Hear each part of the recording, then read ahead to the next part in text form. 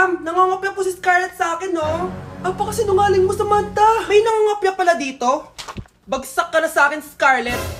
Apakasama talaga ng ugali mo, Samantha. Nay! O anak, anyari sa'yo? Binagsak ako ng teacher ko. Naniwala kasi siya kay Samantha na nangopya daw ako. Totoo ba yun, Scarlett? Hindi, Nay. Siya talaga yung nangopya sa akin. Walang iya yan ah! Humanda siya sa akin! Tara, anak!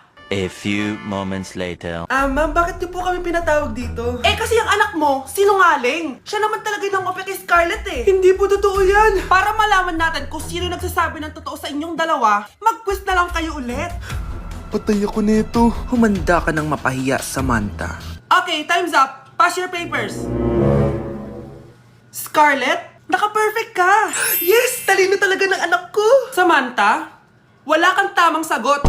Ikaw talaga ang totoong nangungopya. Nakakahiya ka, Samantha. Humanda ka sa akin sa bahay. Tara! Huwag po, Nay.